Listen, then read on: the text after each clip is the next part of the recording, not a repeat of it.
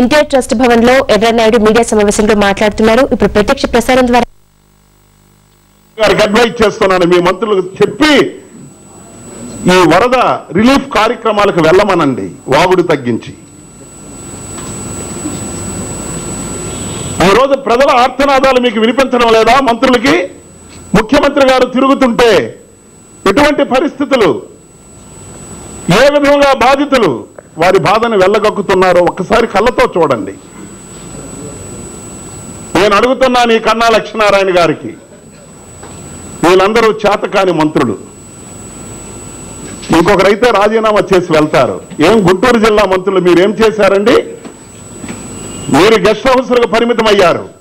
కనీసం ఓలేరు గండిని కాపాడలేనటువంటి మంత్రులు ఇంక మీరు మంత్రివర్గంలో కొనసాగుతున్నారు. ఇంకా చంద్రబాబు నాయుడు గారికి విమర్శిస్తున్నారు.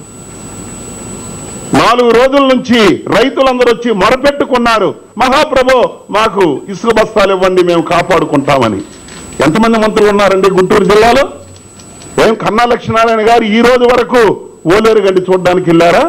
గుంటూరు జిల్లా మంత్రిగా మీరు వాస్తవాలను పక్కన పెట్టి మీ వైఫల్యాలు కప్పిపుచ్చుకోవడానికే ఈరోజు ప్రతిపక్ష నాయకుల మీద, ప్రతిపక్షం మీద మీరు దాడులు చేస్తున్నారు, నిందలు వేస్తున్నారు.